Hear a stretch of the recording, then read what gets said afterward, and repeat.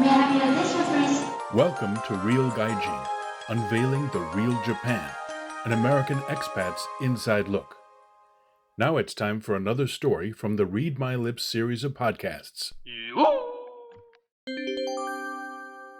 Summarized podcast. All right, we're live. Hey, it's Mark Kennedy. I am the author of the Real Gaijin Substack and host of the Real Gaijin Ask Me Anything AMA podcast series. For those of us who are joining live, welcome. And to those who are listening on replay, thank you for tuning in. This is an Ask Me Anything session, so if you're watching live, please use that little chat box down at the bottom of your screen to ask questions. We'll be pulling from there directly as we go. And if you can't stay for the full conversation, the complete recording will be published on the Real Gaijin Substack and YouTube channel within 24 hours. So let's get started by welcoming today's guest, Jeremy Sanderson, who is a British entrepreneur who first visited Japan way back in the heyday of the bubble era economy, but he's been living in Japan full-time for almost 3 decades. Jeremy, welcome. Thank you. Yeah, nice to be here. All right, and you're calling in from Tokyo today? Yes, that's right. Yeah, I live in Tokyo, so I'm calling from home. Okay, great. So let's start out with your path to Japan, since you've been here for such a long time, since 1998, full time. You had no business experience. You wrote that you came penniless. So Much. Yeah. what led you to get to Japan? It's sort of a long story, but I'll try to make it short. I had a fascination with Japanese literature and history and culture, which dates right back to my teens. My father, in his early days, was one of the few English Buddhists. Actually, he was Oh, not in a religious sense, but in the philosophical sense. He studied Buddhism, and that led him to Zen, which of course led him to Japan.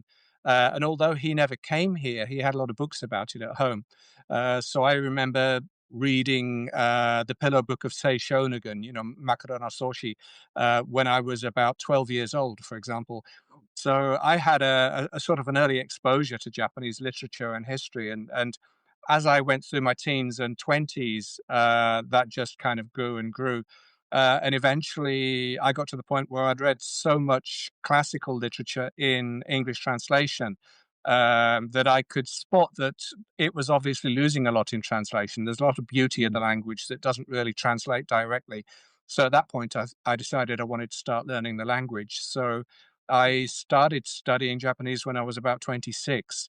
Um, and I was a police officer in the UK at the time, with no prospect of ever realistically coming to Japan or living here. But I just studied it purely as an academic interest, and then life happened. I ended up in my mid-30s, giving up full-time work and going to university.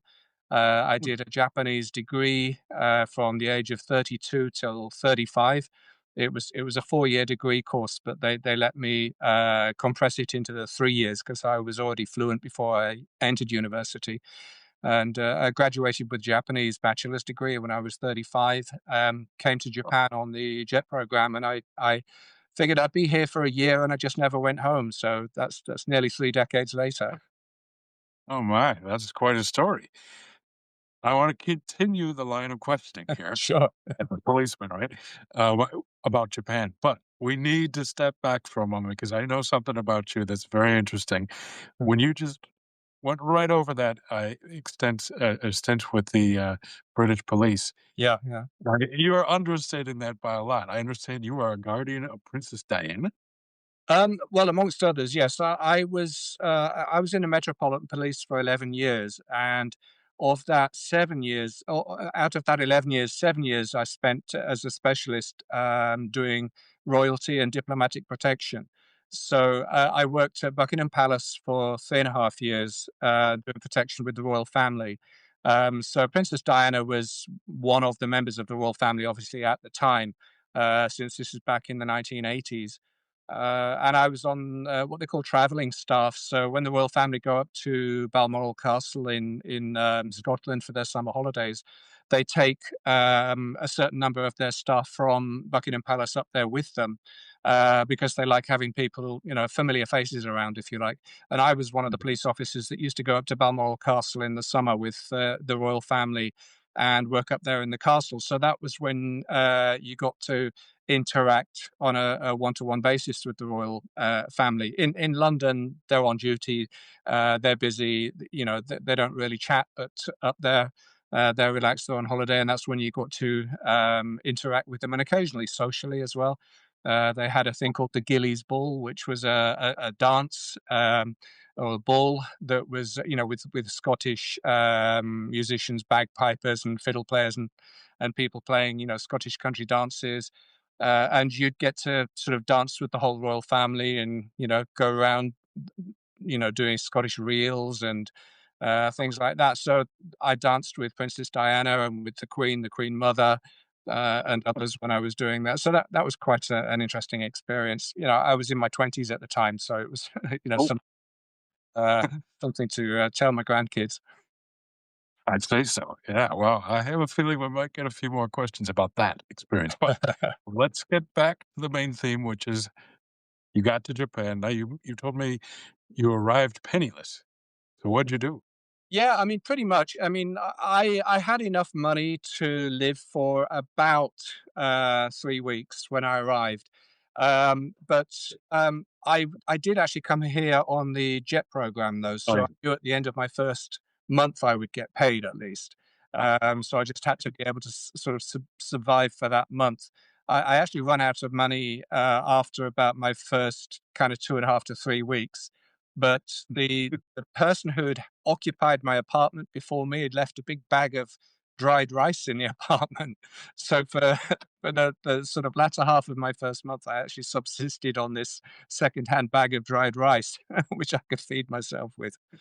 So that got me through my first month, and then I started getting paid, and then I was able to sort of live okay after that. Okay. So where were you stationed through the JET program? I was in Saitama, in Urawa, or Kita Urawa was where I lived, but I was actually based in the prefectural government office in the center of Oh, Urawa. Yeah. so the scope of what you did was what? I was what they called a coordinator of international relations, or a CIR.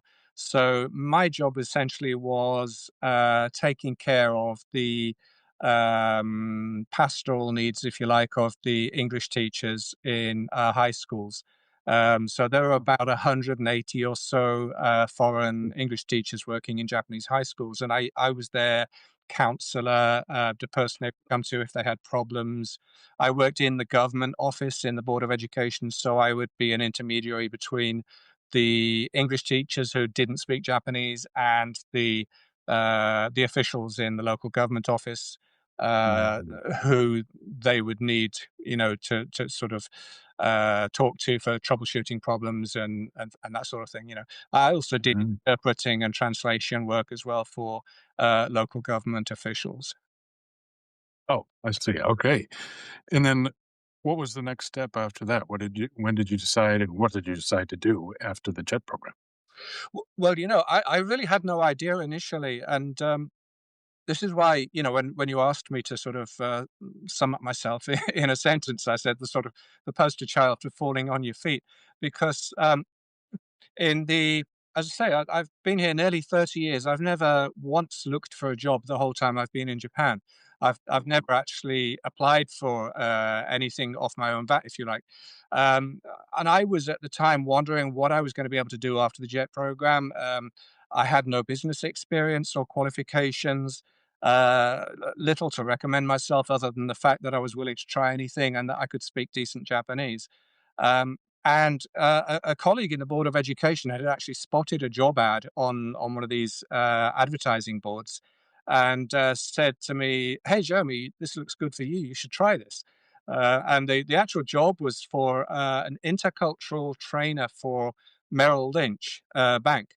And I thought, oh, Oh, wow, sounds cool. I'll apply for it. So I applied for it. And I didn't get any response initially. And then about a couple of weeks later, the sales director of the team that had actually put that job ad out on the job board, it was a company called Asianet. He actually contacted me directly and said, "Hey, you, Jeremy?" And I said, "Yes." And he says, "I saw your application, and I saw on it that you used to be a police officer. Is that right?" And I said, "Yeah, that's right." And he said, "Well, if you used to be a police officer, you must be a hard ass. So do you want to apply for a sales job working for me?" So I thought, heck, why not? So I kind of fell into that job, rear end backwards, as it were. And I went and I saw him, and he kind of offered me a job on the spot. And so I started out working as a sales guy for this .com online advertising company. I knew absolutely nothing about sales. As I say, I had no business background. And I said to him, "What kind of training will I get?" And he said, "Lots of training." And I turned up, and I was expecting this training, and it was basically, "Well, there's the telephone, and here's the phone book. Start making calls." Oh, okay. And I, I went out and I went out. I bought a stack of books about how to do sales, and I taught myself basically. oh my. And what were you selling to whom? Well, we were selling job ads. I mean, these days there are tons of online job ad companies and job sites and that sort of thing. But back then, this was the very early 2000s. So in fact, it was literally January 2000. My first day there, Oh, and right after Y2K. yeah, and the internet was still in its infancy here in Japan. Job sites were almost unheard of. Mm. So we were selling online ads for one position for 500,000 yen. So these days, Oh, that's insanely yeah. expensive. You pay 500,000 yen and you get as many positions as you want to advertise these days. Back then, it was because it's new and it's the internet, and so we were going out there and knocking on doors and contacting companies and offering them, advertise one position with us for 500,000 yen. And that's really how I cut my teeth in sales and in business, essentially. And just a side note, but how did you or did you switch the visa category then at that point? No, because the visa I had was a specialist in humanities, which is what you get if you come on the JET program, and a sales guy, albeit it was bilingual sales, so it was selling in Japanese, working for an American company but selling in Japanese. So that still fell within the same category. So I didn't have to change it. Yeah. Yeah, I did the same thing for a while. Okay, good. And so Yeah. how did that go? How long did you do that job for? I was there for a year and a half, at the end of which time the company, or toward the end of which time the company got sold to SoftBank. And I could sort of see the writing on the wall at that point. The .com bubble was looking increasingly like it was going to burst at any point. The company wasn't profitable. It was a .com, and SoftBank was buying up just about every single .com venture company it could find in those days, with the view, buy 100, and if 10 of them work out, you're doing well, kind of thing. And it was one of those. A friend of mine that I'd known on the JET program, actually, he had been offered a job as a manager in a headhunting company, and he needed to vacate his old position. So he called me up and said, "Do you want to take over my old position from me? It's in a one person headhunting office because I'm going to a bigger company." And it was better money than I was getting in the sales guy job. So I said, "Sure, why not? If somebody throws you a ball, catch it." I mean, that's my philosophy. Yeah, But yeah. Oh, so I great, did that. great. Yeah, I moved to that, Mhm. and then 3 months later, he said, "Actually, we're now looking for a head of the IT team in this headhunting company." Which was called Wall Street Associates, which is now N World. I then jumped out of this one-person office into Wall Street Associates, which had I think about 20 people at the time. And I got a job as the head of the IT recruitment team, Oh, simply because on my resume I put that I knew HTML and I could do some JavaScript. oh, And back in those days, if you could spell HTML, you could call yourself an engineer. I see. It's Okay. how early we were, you know, Intern. Okay, I got it.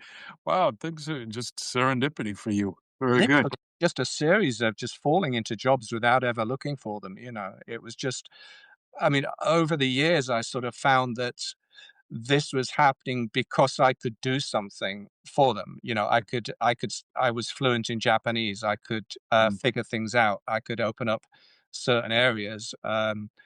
And also, I've always been of the you know of the philosophy that if somebody says to me, "Can you do something?" I always say the answer is yes, and then I'll read a book mm. overnight, and by the next day, I'll be able to fake it convincingly.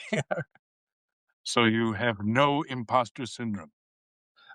Really not at all. It's just jump in with both feet and give it a go, you know, so Right. Well, that's good advice. Good advice. Say, I just want to put a quick reminder out to everyone who's online. We have quite a number of people listening in. If you have a question or comment for Jeremy, please put it in the chat and we'll try to keep track of that. I'm curious, Jeremy. I know that you're an entrepreneur and you've worked with several business or still working on several businesses. After this stint that ultimately ended up into becoming Enworld, did you then break off on your own? Yeah, I mean, I was at, Wall Street Associates, which it became Enworld after I left. I was there for, a little over 5 years, and I went from managing the IT team to being, the number 2 guy in the company. I ended up as chief operating officer and, a director and a partner of the owner. We started up a spin-off company together in Osaka, which I was a partner in that as well. You know, my sort of rise at Wall Street Associates was quite meteoric in a way, and it was largely because I was studying like crazy. I was reading 100 books a year at that point, and this Mm, to educate myself about management and business because I'd fallen into a management role, and again, it was something I knew nothing about, but I could read books, so I educated myself about that. Found that I actually had a fairly good strategic mind, if you like, and started suggesting business strategies to the owner of the company and things that he might want to do to improve the company. And we started implementing those things, and it started working, and the company grew extremely rapidly. The owner was a fantastic sales guy. He was a really good sales driver, and I was a strong strategy guy. And that combination of the two of us contributed to the company growing very rapidly. And we had some great people as well. Obviously, you can't do this without a good team. Um, and eventually, he and I had a parting of the ways. We fell out over things that I can't go into, but we fell out. I was the junior partner. Push came to shove, and I got fired. So mm, uh, I had thrown my heart and soul into this business. I absolutely adored it. But he and I fell out. The relationship became untenable. He decided that I should go, and graciously paid me a fairly handsome severage package. And the original owner of that company was a Hong Kong Chinese entrepreneur. And the second he heard that I'd left, he called me up and he said, "This is brilliant news. You've been fired. Let's start a company together." So literally, I was kind of I'd just got home from the day I'd been fired. He phoned me up and said, "Jez, I hear you just been fired. This is great. Let's start a company together and come and work for me." And mm, yeah, why not? About a week later, I jumped on a plane, went out to Hong Kong, sat with him in his tower mansion in Hong Kong, and we basically hashed out the beginnings of a new business. And so that's how I started my own company, my first company. So he and I put a business plan together. He brought in another Chinese investor. We put a seed capital um, amount of about $1 million US together, and mm, we set up a company, and that was called Icon Partners, and mm. we established that in 2006. And that's still going today. I sold it recently. I'm not the owner anymore, but uh, I ran that for 18 years from that point. Yeah, Oh, okay. And what is that in the same field that you were in before, the yeah, executive recruitment? Okay. that's right. Yeah, it's executive recruitment. Yeah, yeah, Oh yeah. my. Wow, that is another case of serendipity. So again, Only it's just I kind of fell into it. I'd done reputably a good job at Wall Street Associates, and the original owner wanted to start something else with me. So off we went, And then running Icon Partners, that exposed me to other entrepreneurial opportunities. And it was while I was wow. doing that, I had multiple key people come to me with other business opportunities and interim management kind of gigs. And by that point, I knew how to start a company, establish a company, build basic infrastructure, get things off the ground. I had a network of good vendors and suppliers in Japan for various things.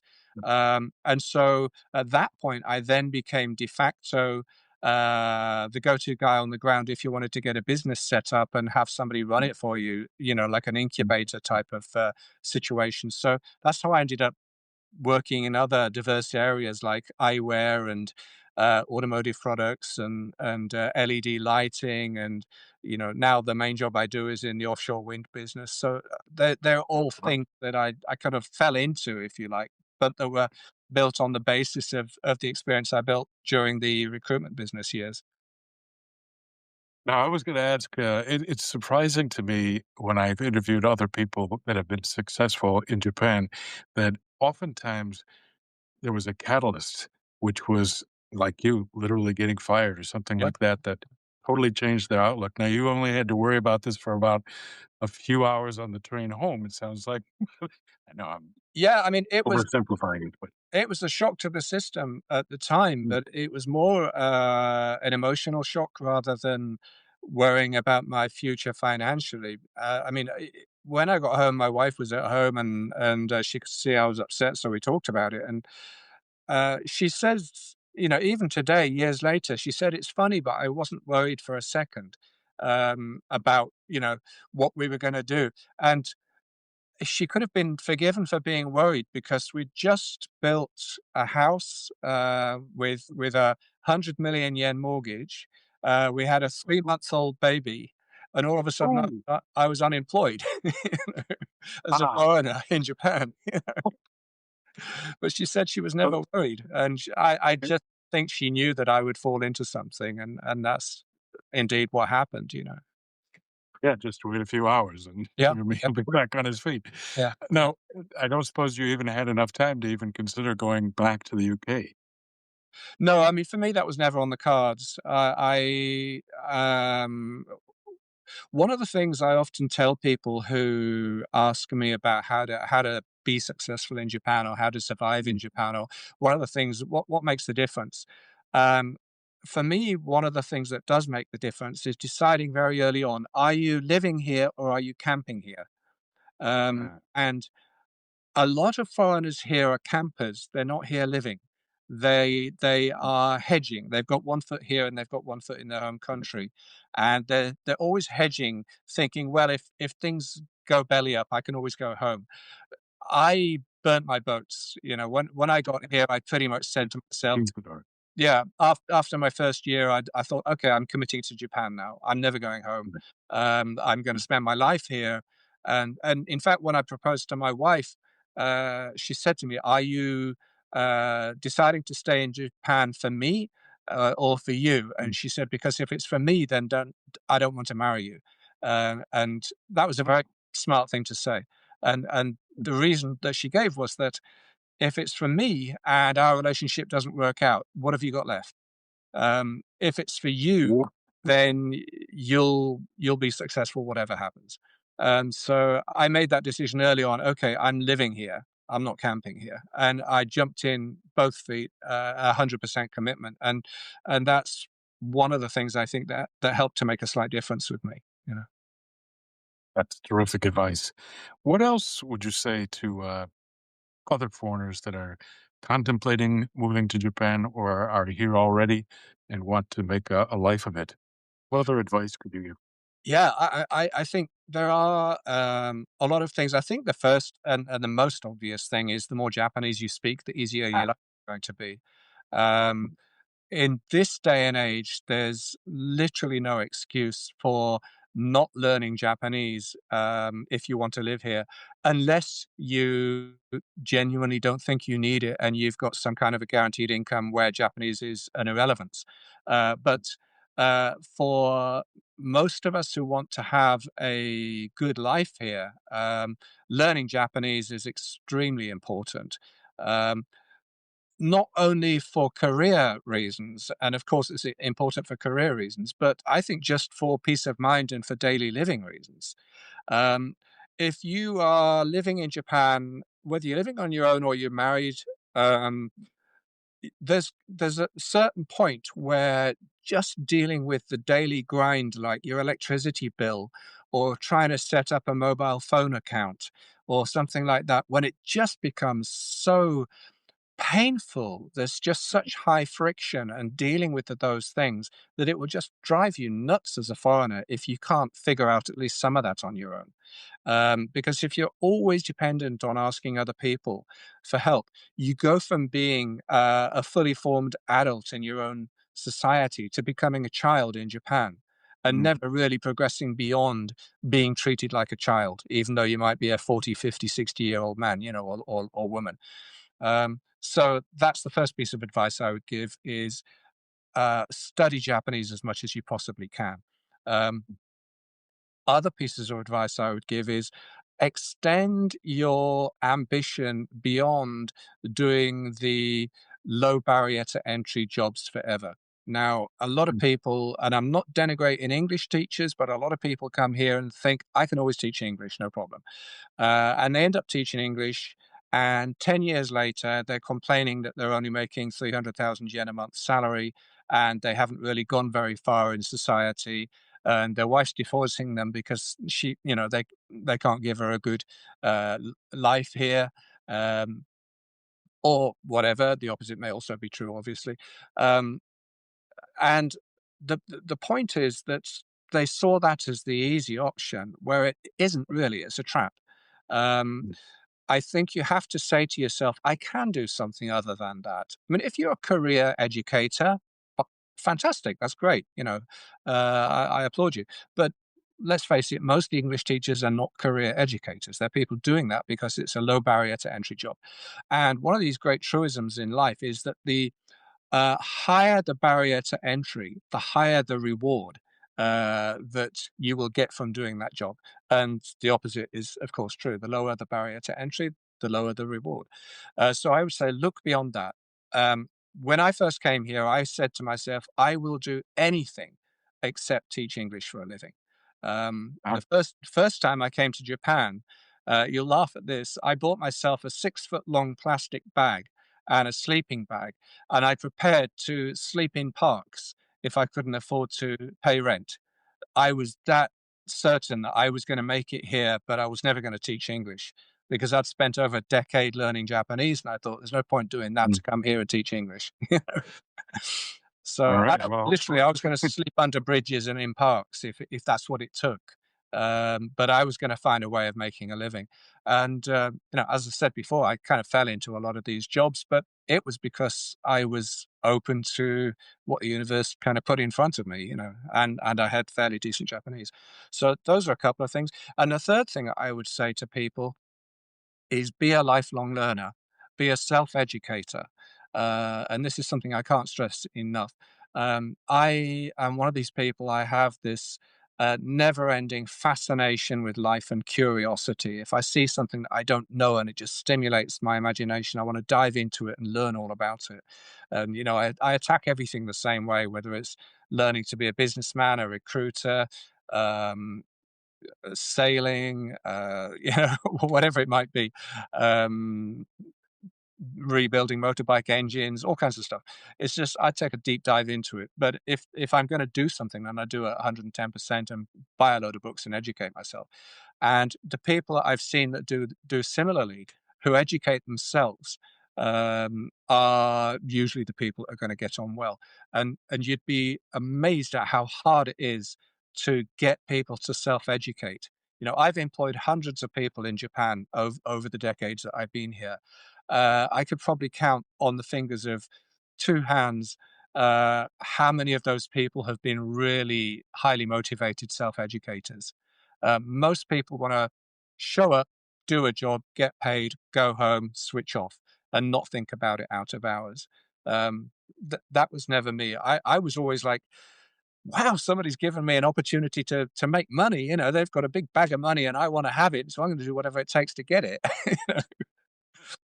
And it wasn't all about money, but it's about, money gives you choices. And for me, it was all about choices, so that Mm. was, I've always been, super highly motivated. And I'd say to anybody else that wants to make it here, it's going to be way harder to make it here than it was to make it in your own country, just because you're, you just having to climb such a steep hill to get to the start line. So you have to be better than the locals at everything you try. And that's something that you have to take on board. You know, it's sort of coming here with great Japanese and thinking, I'm going to make a living because I speak Japanese, is a mistake. Because guess what? There are 120 million people here that do that better than you do already. Good point. Okay. So the other thing By is, the way, over the years, I'm sure you've sensed this, but um, well, of course, the number of Western foreigners is still pretty small, but the number of foreign residents of Japan has yeah, grown tremendously, particularly in the past 5 years or so, to yes, the yeah, point where it's now in the news every day. What's your yeah. take on the general vibe within Japan toward foreigners and foreign residents in particular? Yeah, I mean that's a good question, and it's obviously it's the elephant in the room for all of those of us who are Mm, foreigners living in Japan. I think my take on that is there is racism, of course. There's inherent racism in any society, and there is a degree of that in Japan. To label Japan a racist society because there's currently a backlash against foreigners would be facile and infantile, I think, in its the scope. Um, Japan is currently reacting against foreigners for many reasons. One of the reasons is that they've recently experienced a sudden influx of mass tourism. And that's because of the weakness of the Japanese yen. And it's the post COVID explosion of freedom. People enjoying freedoms that they didn't have for 4 years or, whatever. And at the same time, COVID kind of opened up, Japanese yen went through the floor. So all of a sudden, they've got the opportunity and it's very cheap to come here. So you're getting massive influx of tourism. And a lot of those tourists are not behaving themselves very well. Most of them do, but there are quite a few who don't. And you get people coming here not respecting local manners, not respecting local customs, behaving like idiots the same way that they can if they're in their own country. Um, and nobody's going to get in their face here and be confrontational about it, but people are just going to build up resentment. And I think that's what's happening. This is all happening at the same time that Japan, like China is experiencing a demographic um, problem. They're sort of hitting a mm, wall when it comes to the fall off of the population, declining and aging population. So you've got sort of this declining demographic, if you like, of work age professionals in Japan. At the same time, that's causing the need for foreign immigration because they just don't have enough people to do all of the jobs. So now you probably noticed yourself how many times you go to a convenience store and the staff there are not Japanese now. They be Vietnamese or Burmese or Indonesians or Thais or people from all over the place. A lot of people from Bangladesh, for example, in the building industry right now. They're building a block of flats next to my house right now, and I would say 2/3 of the labourers there are from Bangladesh. Which you never would have seen 20 years ago. Uh, but it's a sign of the times, and I think it's inevitable in a country that's got a declining population. If it wants to maintain its strength of its labour market, it's got to open up to a certain degree of immigration, and that brings with it social friction, and so it can't be helped. But to address the point of how does that affect long-term foreign residents in Japan, mm, mm, I saw a YouTube. a video about this not long ago, and the chap that made the video made a very good point. He said, People obviously will look at you and they can't tell the difference between you and a tourist. But if the moment you open up your mouth and you start talking to them, if you're talking to them in Japanese, everybody here knows that it takes years to get fluent in Japanese. So they know that you've made a commitment. They know that you're somebody who's taken the effort to understand not just the language, but the culture, the mannerisms, the manners, the social mores. Um, and so they will then view you as somebody that can be trusted and somebody that they don't have an issue with. So I've had, even during the midst of this, so-called backlash against foreigners, I've had zero negative experiences. I've had nothing but positive experiences, and that hasn't changed in nearly 30 years. So, Yeah, I'd agree with you. mm. Say, we have had a couple of comments, so thank you for participating. One of the comments was, "You guys seem to know each other." Well, very good observation. Yes, we do. And I'd like to switch gears a little bit because the way that we met each other was by sailing. We Yeah. both share a passion for sailboats. And Jeremy has had a boat down near where I live in Kyushu for years. So I'm curious, you've been very busy, very successful with your business career. You have a family, but you have also found time to have some fun in Japan. So how'd you get Oh into yeah. sailing? Yeah, I've always had a bit of a fascination with the sea and that sort of thing, and never really taken it the step of actually learning to sail and getting myself a sailboat until about 8 years ago. And I was on a bicycle ride near my house in Tokyo. I live on the east side of Tokyo by the bay, and I rode down this long road that I hadn't been down before, and I saw on the edge of the bay there was a dinghy sailing school. Wow. Lots of dinghies parked up there, and I just saw the sign there saying Wakasu Dinghy Sailing School. And I thought, I've got to go and find out what this is about. So I rode my bicycle up to the sailing school and knocked on the window, and the lady opened it up, and I said, do you have to become a member, or can anybody, sailboats here? And it turned out it was owned and run by Kotoku local city authority. Right. Essentially it was a public facility. And she said, you just book it up online, you pay 7,000 yen, and you can come along and have half a day sailing lesson almost any day you like. I thought, that sounds great. Wow. Yeah. So yeah, so I started going to that. I spent a year and a half sailing dinghies, just learning the basics. Um, and then through a word of mouth, a friend of a friend led me to buying Cold Gin, my 26-foot sailing sloop. I bought that and decided to moor it down in Kyushu, where you have your boat, and so that's sort of how it came about. But yeah, I mean, I've always made time to enjoy myself, spend family time. Um, as I mean, you say I've been a very busy entrepreneur. My sort of dirty little secret is that I'm inherently lazy. Actually, I find I find good ways of being efficient, and that gives me the ability to spend time with family and to spend time on my hobbies. So and one thing I'm proud of, and I consider myself a success for, and this is not career, but it's as a father. My daughter is half Japanese. She's 20 years old now. She's at university in London now. But through her entire school career, I don't think I ever missed a single sports day or music Whoa. recital or parent teacher conference. Whenever they got priority. I would drop work on a skinny minute, in a skinny minute, just to make sure that I was with her for her needs. So I've always put her first, put family first, and probably sailing third, second, and work third, maybe. I don't know. Well, that's very good advice and good advice for anyone in Japan. Uh, Yeah, yeah. so back on sailing before, well, actually, quick note to everyone who's signed up here listening to us. Please, if you have a comment or ideally a question, put that in the chat. We'd love to ask Jeremy anything. This is what the purpose of today's for. Uh, Maybe you could just dispel one thing. You did a little bit with the cost of the dinghy rental, but sailing kind of has a reputation as costing a lot of money. But in reality, there are ways around that, yeah, right? yeah, yeah. Absolutely. I mean, the dinghy sailing that I did, that used to cost 7,000 yen per session. So that's not big money at all.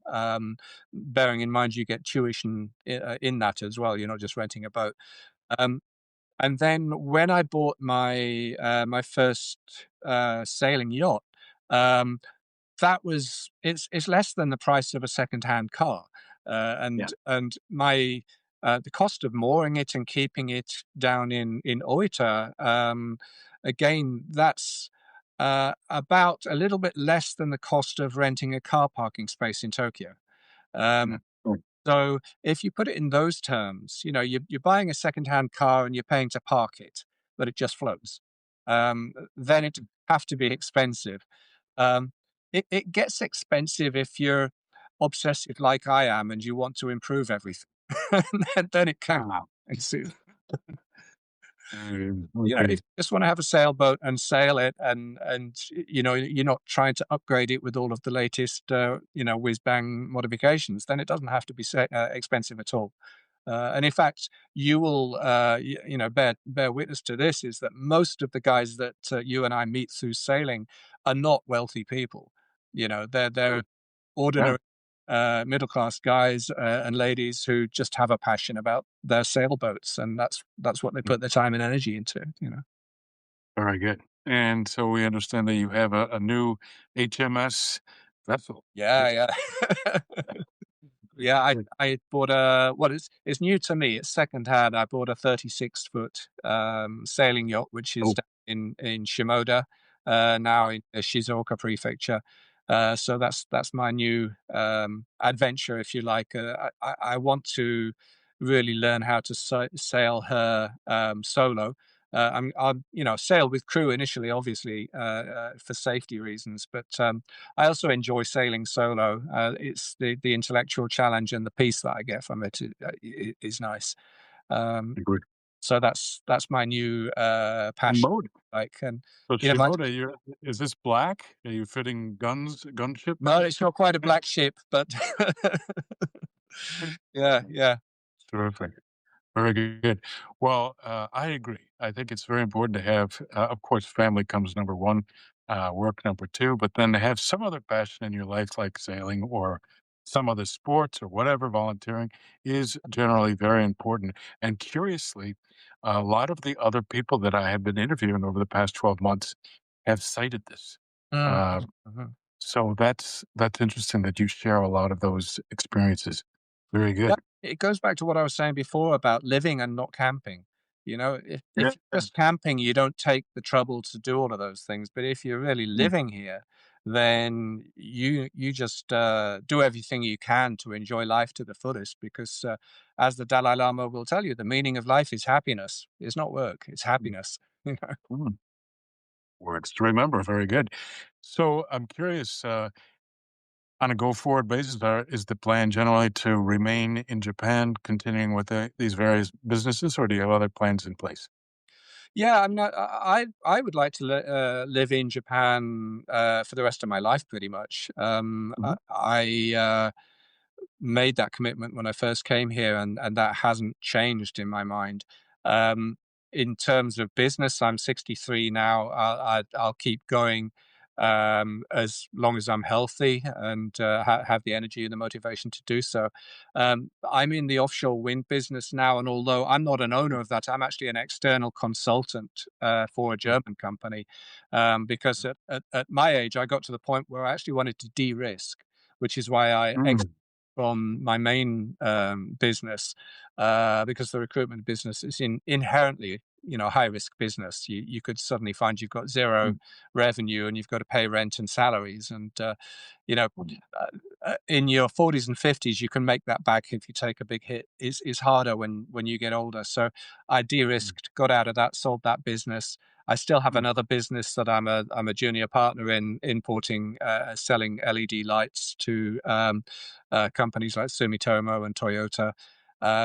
And then the third main occupation for me is consulting with offshore wind farm developers to Mhm. integrate the aids to navigation systems, their warning light systems and foghorns and management systems for all of that as well. So I do consulting on that. That's what most of my work is these days. Um, and I'd like to continue doing that because the offshore wind industry is in its infancy in Japan, and I would really like to be the guy that builds the basis out for this German company, establishes the basis of their business here, and then long term other people will reap the benefits of that, I imagine. But I'd like to be the one that sets it up and gets it going. You know. That's great. Just out of curiosity, where are most of these wind farms now? Well, there are very few wind farms at the moment that have been completed. The one that I did most recently was the Akita and Noshiro offshore wind farm, which is up off the coast of Akita Prefecture, up in the northwest. There's another one, Ishikari Bay, up in Hokkaido that came online fairly recently, and then there's another one which is just about to come online, I believe, which is in Hibiki Nada, just off of Kita Kyushu, the northern end of Kyushu. Nagasaki Prefecture off there, in fact.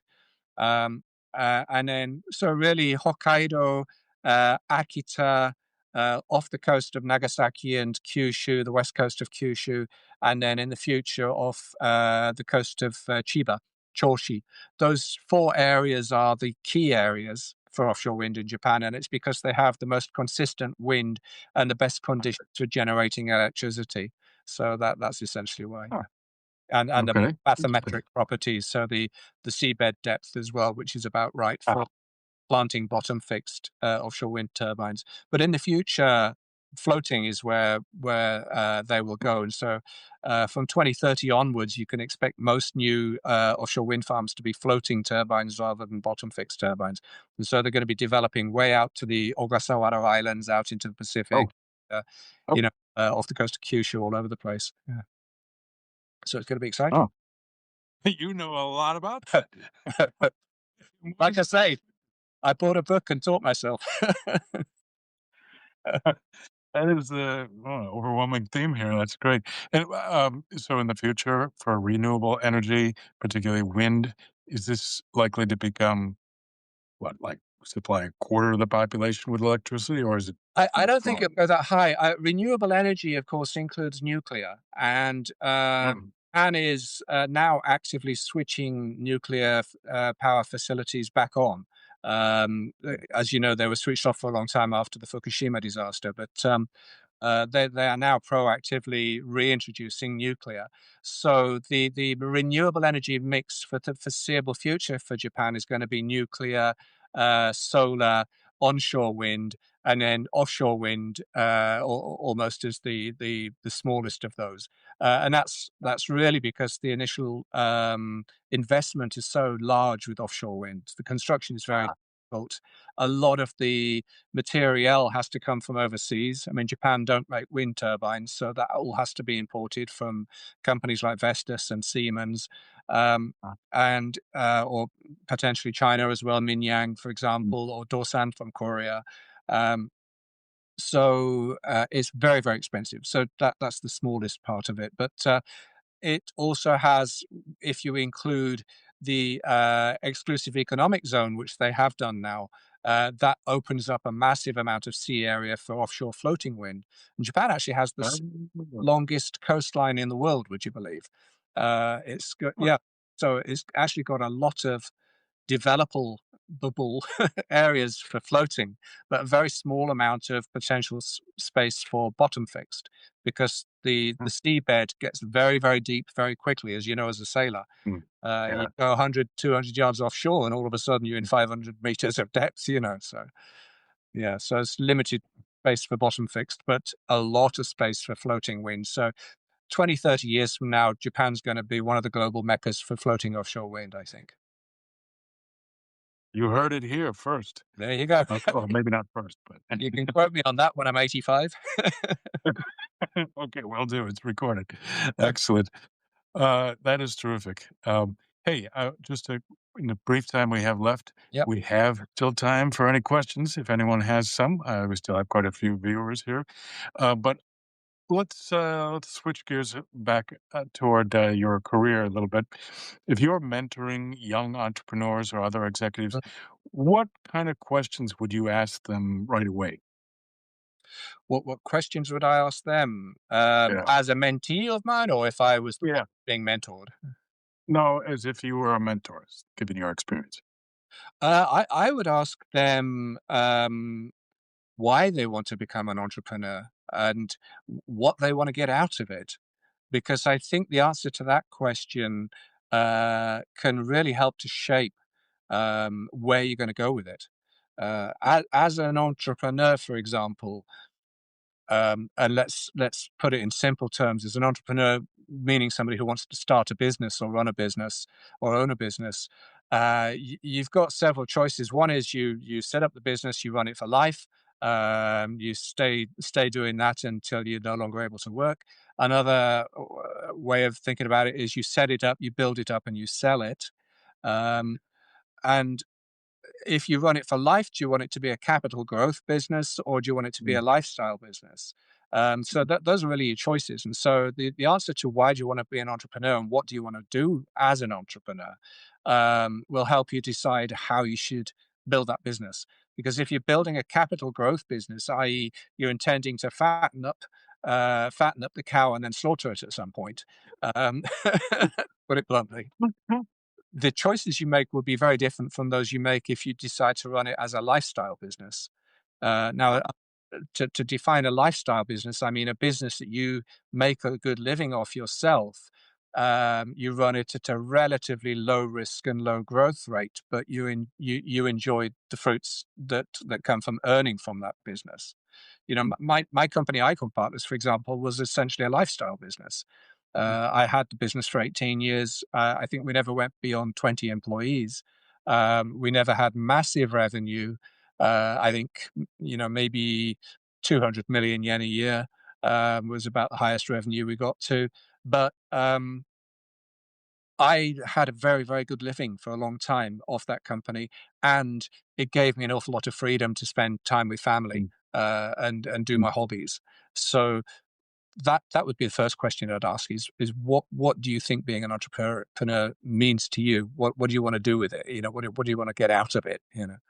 And the other question that I would ask them is, have you spoken to any entrepreneurs and found out what it actually means to be an entrepreneur as opposed to being an employee? Mm. Because for a lot of people, the thought or the image of being an entrepreneur sounds very attractive because they think, I'll be the boss, I'll be my own boss, I make the decisions, I get to make all the money. And then they don't look at the downside. Uh, Often, most people who own companies don't own a company, they own a job. So they work for 16, 18 hours a day. Mm, Uh, mm, all the money they make, they have to put back in the business to cover their costs and their liabilities, and you end up actually taking very little out of it. And not many people get beyond that hiatus of actually being able to really enjoy the fruits of it because they're focused. They're working too hard to make any real money, if you like. sure. So the reality of entrepreneurialism, I would say for most entrepreneurs, is you work extremely hard and long hours, and it takes a long time before you see the payoff. Um, that's why, in my case, I made a decision fairly early on. It was going to be a lifestyle business. I wanted to enjoy the payoff. I'm not getting any younger. I wanted to enjoy the life that having a good business would provide to me, but also be able to give a lot back to the employees in terms of giving them Mm, education, inspiration, opportunities, an educated generation of young people who would go on to become good professionals or good entrepreneurs themselves. And for me and my wife, one of the biggest rewards of starting our business is that the CEO of the company now, Yuta Tamamoto, who bought the company from us, was somebody that we hired straight out of university. We Oh, met him. wow. Yeah, I had a KPI meeting with him 7 or 8 years ago, I remember one day, and he came into my office, and we sat down, and I said to him, what do you want to get out of working here? And he said, one day I'd really like to be your number two. And I said, well, why don't you think bigger than that? Why don't you think about taking my job? And that was the first time somebody had suggested that to him, that he could be number one. And I think this is what I've tried to do, is to give people that belief that they can be number one. They can run something themselves. And those that were excited by that, then I've mentored them and tried to give them the opportunity to do that. And Yuta, bless him, he was a very entrepreneurial, very intelligent, very hardworking guy. He wanted that. So from the day that he articulated that to me, I then set in motion a path to make that possible. And 2 years ago, we finally did that, and we settled on a deal with him that enabled him to buy the company from us by paying us back over an extended period of time, and let him pay us out of cash flow, essentially. And now he's the owner, and bless him for it. So for me, a lifestyle business was about also giving somebody else that, and that was both my wife and I.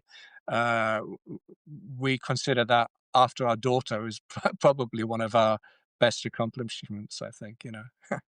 I'd say so. That is wonderful. A true story, very inspirational. Thank you very much.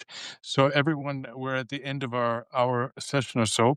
But as we conclude today's session, I'd like to express my sincere gratitude to Jeremy, whom I do know from sailing, and looking forward to seeing him down at the dock at some point.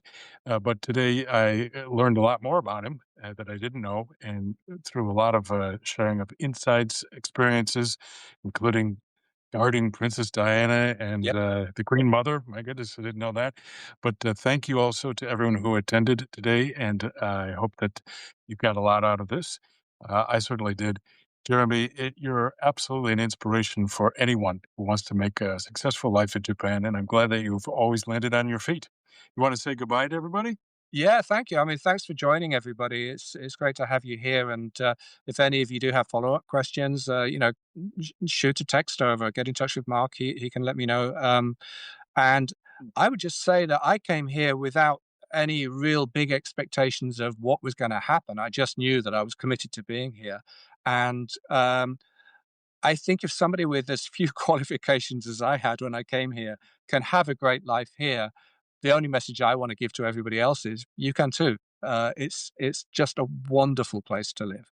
I've had a wonderful life here and continue doing so, and it's fantastic. So come here with an open mind and be positive, and you can have a great life here. All right. Can't do better than that. Jeremy, thank you very much. Everyone, thank you for joining today.